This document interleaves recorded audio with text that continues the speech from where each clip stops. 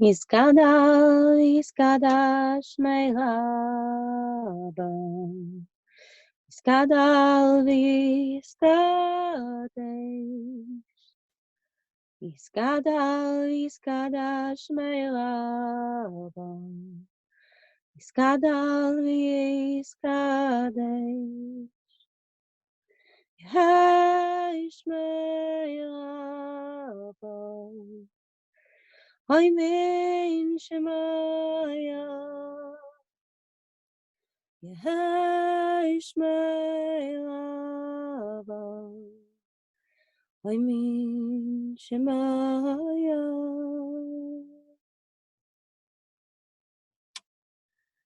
Yom HaShoah 5780.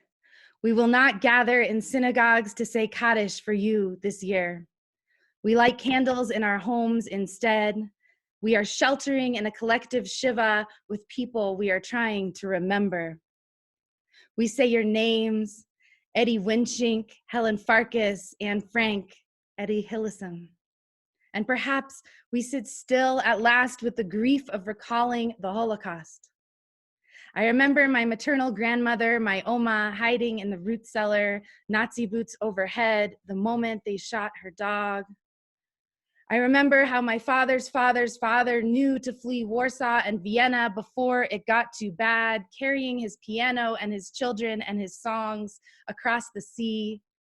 We didn't talk about all this when I was growing up, but the wounds were still fresh below the facade of assimilation into a country that told my parents to stop speaking their mother tongues.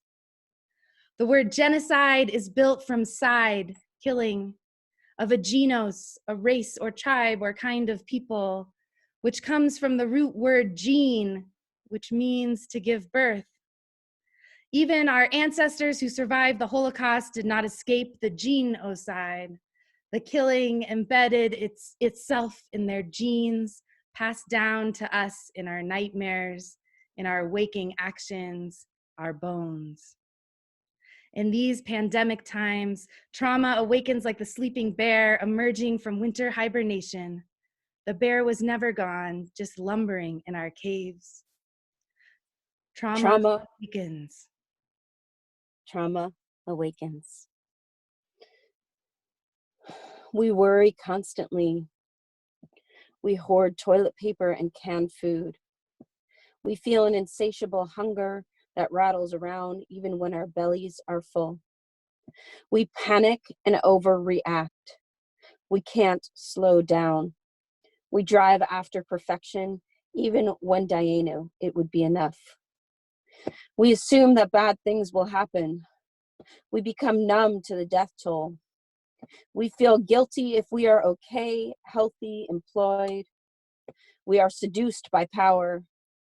We know there are families in modern day concentration camps just down the road and feel powerless. The pandemic is a portal, says Arundhati, a doorway that asks us to let go of our baggage before passing through so we can move forward.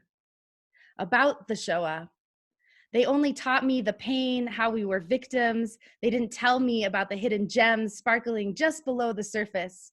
I dive deep now to resurrect them. The resilience, the courage, the creativity, the songs. I touch my own skin and it tells me that before there was any harm, there was miracle, says Adrienne Marie.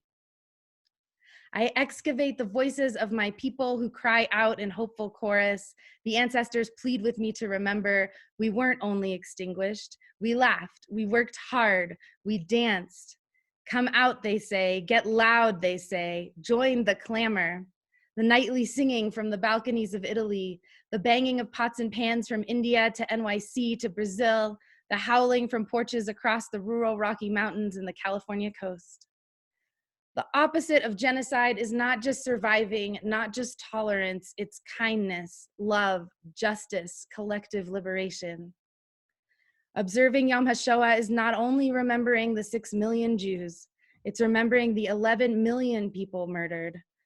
Oh, disabled ancestors who were among the first to be killed by the Nazis, we remember you. Oh, queer ancestors, we remember you. Oh, Roma people, Catholics, Baha'is, African and Asian residents of Nazi Germany, Soviets and Poles and Serbs and people who spoke Esperanto and sex workers and people struggling from addiction and anarchists, we remember you. Resistance fighters like my Dutch grandfather, Jan Musagas, and civilian activists like the White Rose, we remember you. Socialists and communists who envisioned a new economy, we remember you. April 19th, the 75th anniversary of the Warsaw Ghetto Uprising in Poland, 1943. The uprising sparked the imagination of Jews in France who organized Jews, Muslims, Christians to fight fascism and offer mutual aid and help Jews get into hiding. And here we are on April 19th, 2020, fighting fascism and offering collective care, countering white supremacists, doing anti-physical distancing demonstrations in our cities as we protect each other from a virus made genocidal because of how structures of domination put certain already targeted people, Indigenous, Black, brown, undocumented, poor, disabled, more at risk of sickness and death.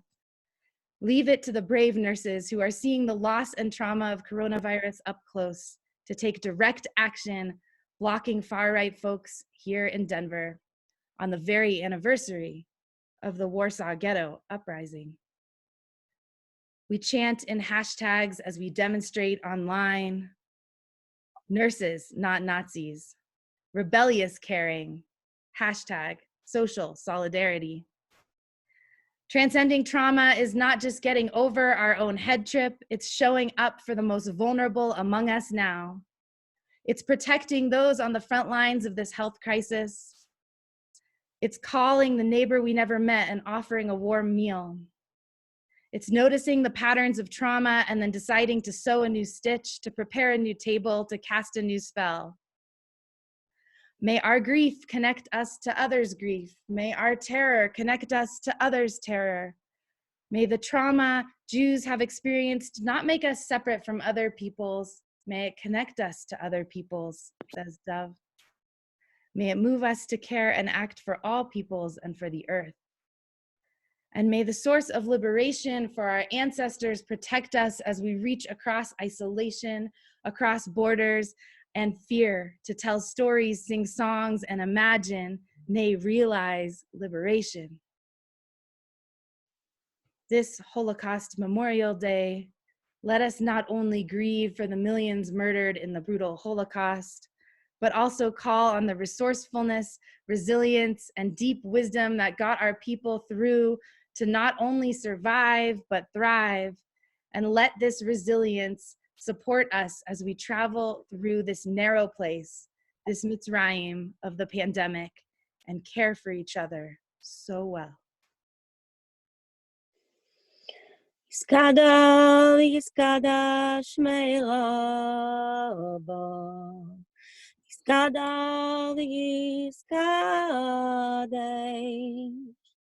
Iskada, Iskada, Shmeila, Iskada, Iskada, Hai Shmeila. I mean Shemaya, Yishmael.